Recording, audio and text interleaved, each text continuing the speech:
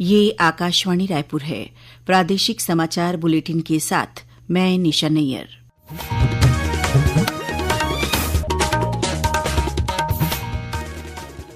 अब पेश है आज के मुख्य समाचार। प्रधानमंत्री नरेंद्र मोदी ने मन की बात कार्यक्रम में कहा कि 21वीं सदी के भारत में विज्ञान नई ऊर्जा के साथ आगे बढ़ रहा है। श्री मोदी ने बिल्हा नगर पंचायत का भी जिक्र करते हुए स्वच्छता के क्षेत्र में उल्लेखनीय कार्य करने वाली महिलाओं की तारीफ की। केंद्रीय राज्य मंत्री डॉक्टर पेम्मा सानी चंद्रशेखर ने बताया कि छत्तीसगढ़ के नक्सल प्रभावित और दूरस्थ इलाकों में डिजिटल संचार को सशक्त बनाने के लिए 400 नए बीएसएनएल टावर लगाए जाएंगे। भारतीय सेना ने घोषित किया ऑनलाइन संयुक्त प्रवेश परीक्षा का परिणाम। और प्रदेश में पिछले 3 दिनों से हो रही बारिश से नदी नाले उफान पर, कुछ गांवों का जिला मुख्यालय से सड़क संपर्क टूटा। अब समाचार विस्तार से।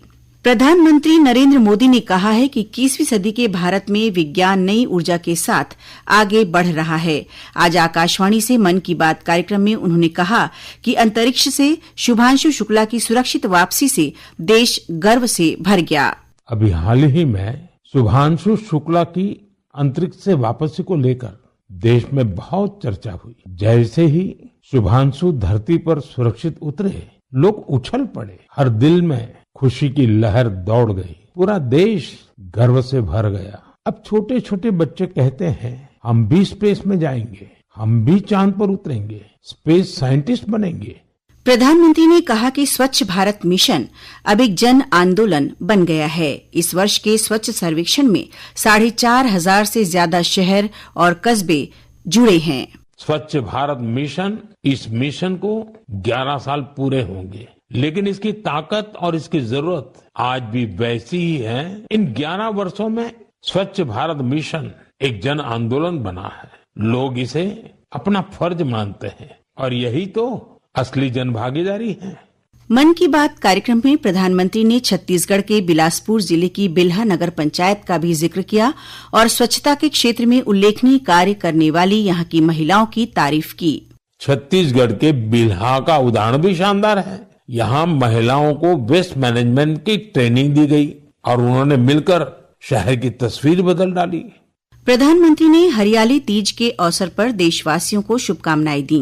श्री मोदी ने कहा कि आगामी नाग पंचमी, रक्षाबंधन और जन्माष्टमी त्योहार हमारी भावनाओं से जुड़े हैं। प्रधानमंत्री ने देशवासियों को इन पावन पर्वों की भी शुभकामनाएं दी हैं। इस बीच मुख्यमंत्री विष्णुदेव साय ने कहा है कि प्रधानमंत्री ने मन की बात कार्यक्रम में बिल्हा का उल्लेख कर छत्तीसगढ़ वासियों का गौरव बढ़ाया है। उन्होंने कहा कि इस साल छत्तीसगढ़ में स्वच्छता के क्षेत्र में अच्छा प्रदर्शन किया है।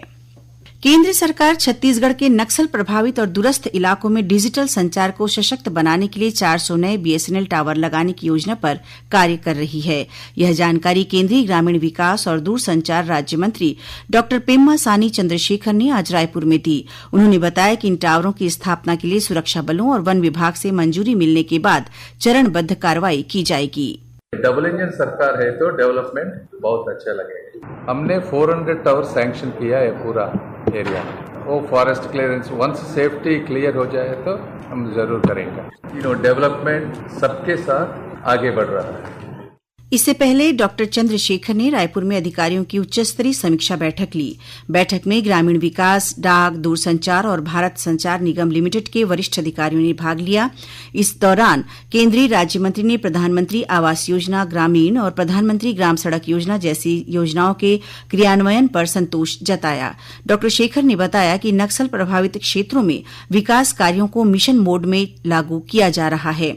वहीं केंद्रीय संचार राज्य मंत्री ने आज मुख्यमंत्री विष्णुदेव साय से रायपुर स्थित उनके निवास कार्यालय में सौजन्य मुलाकात की। इस दौरान दोनों नेताओं के बीच ग्रामीण विकास, केंद्र और राज्य सरकार की योजनाओं के समन्वित क्रियान्वयन, आदिवासी इलाकों में संचार सुविधाओं के सुदृढ़ीकरण और माओवाद प्रभावित क्षेत्रों में चल रहे विकास कार्यों को लेकर विस्तृत चर्चा हुई। बीजापुर जिले के बासागुड़ा और गंगालूर थाना के सरहदी जंगलों में कल सुरक्षा बलों के साथ हुई मुठभेड़ में 2 महिला सहित 4 माओवादी मारे गए हैं। जिले के पुलिस अधीक्षक जितेंद्र यादव ने बताया कि सभी माओवादियों की शिनाख्त कर ली गई है। इन पर 17 लाख रुपए का इनाम घोषित था। दक्षिण सब जनरल ब्यूरो के माओवादियों की सूचना पर डीआरजी की टीमें कल शाम गश्त पर निकली थी और जिस पर से रुक कर मुठभेड़ हुआ और उसके बाद मुठभेड़ के पश्चात सर्चिंग हुई। उसमें 4 माओवादियों के शव बरामद किए गए। माओवादियों के शव के साथ में SLR, इंसास, 12 बोर जैसे हथियार भी बरामद किए गए हैं। चारों जो शव हैं उनकी शिनाख्त हुई है, जिसमें वो दक्षिण सब जनरल ब्यूरो के ही माओवादी हैं, जिसमें 3 ACM स्तर के माओवादी और 1 पार्टी मेंबर स्तर का माओवादी मारा गया है। इस बीच दंतेवाड़ा जिले के मालेवाही थाना क्षेत्र में सुरक्षा बलों की टीम ने ग्राम कहचेनार की ओर तलाशी अभियान के दौरान माओवादियों द्वारा बनाए गए 3 स्मारकों को ध्वस्त कर दिया है। प्रादेशिक समाचार आप आकाशवाणी रायपुर से सुन रहे हैं। अब आगे बढ़ते हैं बाकी के समाचारों की ओर। भारतीय सेना में भर्ती के लिए इस वर्ष जून और जुलाई महीने में आयोजित की गई ऑनलाइन संयुक्त प्रवेश परीक्षा का परिणाम घोषित कर दिया गया है। सफल उम्मीदवारों की सूचना भारतीय सेना की आधिकारिक वेबसाइट पर जारी कर दी गई है। उम्मीदवार परीक्षा परिणाम से संबंधित किसी भी जानकारी या स्पष्टीकरण के लिए सेना भर्ती कार्यालय नवा रायपुर से संपर्क कर सकते हैं। छत्तीसगढ़ सहित देश भर में आज fit India Sunday on cycle का आयोजन किया गया। इसका उद्देश्य लोगों को फिटनेस के प्रति जागरूक करना और पर्यावरण का संदेश देना था। दुर्ग जिले के भिलाई में केंद्रीय औद्योगिक सुरक्षा बल CISF के वरिष्ठ अधिकारियों और जवानों ने इस आयोजन में बढ़ चढ़कर हिस्सा लिया। इस मौके पर CISF भिलाई यूनिट के उप महानिरीक्षक नागेंद्र नाथ त्रिपाठी ने कहा कि यह कार्यक्रम स्वस्थ जीवन शैली को बढ़ावा देने का एक अवसर है। भिलाई BSP प्लांट की जो CISF यूनिट है, आज यहाँ पे हम लोग 100 के करीब हमारे जवान और ऑफिसर्स हम लोग अपना फिट इंडिया खेलो इंडिया जो भारत सरकार का मोटिव है, इसके अंतर्गत साइकिलिंग के उद्देश्य को रखा गया कि साइकिलिंग चलाएं और अपने आप को फिट भी रखें और इसके अलावा पर्यावरण की भी हमारी सुरक्षा हो जाती है। एक दिन कम से कम गाड़ी न चलाने से जो हमारा पॉल्यूशन है उसको कंट्रोल कर सकते हैं। गौरतलब है कि यह आयोजन प्रधानमंत्री नरेंद्र मोदी द्वारा शुरू किए गए फिट इंडिया मूवमेंट का हिस्सा है। प्रदेश में पिछले 3 दिनों से हो रही बारिश से नदी नाले उफान पर हैं, वहीं जन सामान्य पर इसका असर पड़ा है। अंदरूनी इलाकों के कुछ गांव का जिला मुख्यालय से सड़क संपर्क टूट गया है।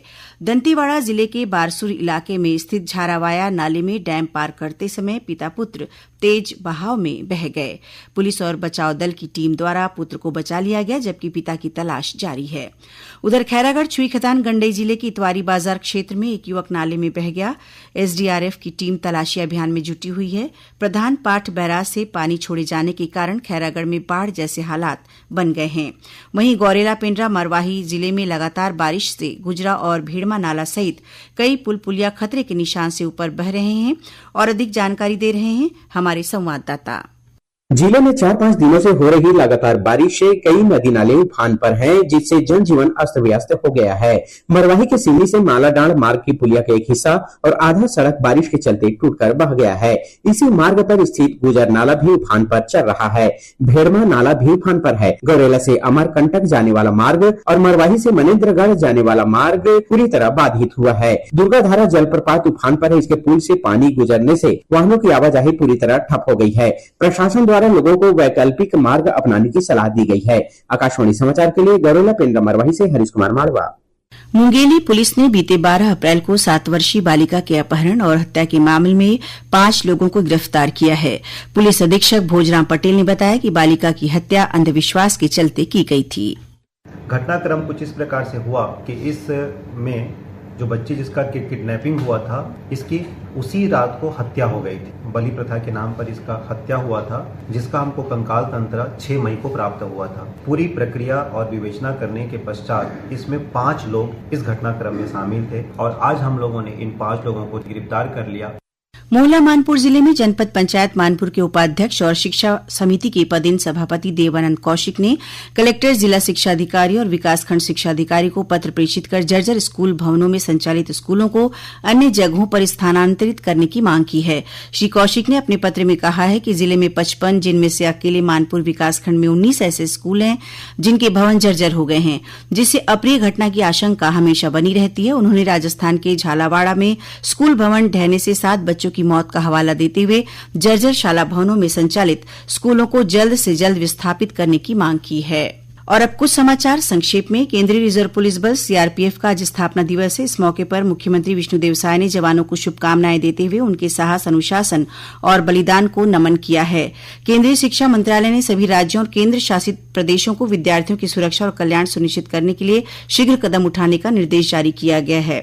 राज्य जीएसटी विभाग ने रायगढ़ स्थित मेसर श्याम सर्जिकल पर कार्रवाई करते हुए प्रारंभिक जांच में 1 करोड़ रुपए की जीएसटी चोरी पकड़ी है। और रायपुर पुलिस और नगर निगम की संयुक्त टीम ने सूदखोरी के आरोपी रोहित और वीरेंद्र तोमर के भाटागांव इलाके में बने अवैध कार्यालय को आज ढहा दिया। गौरतलब है कि तोमर बंधुओं के खिलाफ पुरानी बस्ती और तेलीबांधा थानों में जबरन वसूली, मारपीट, धमकी और सूदखोरी जैसे अपराध दर्ज हैं।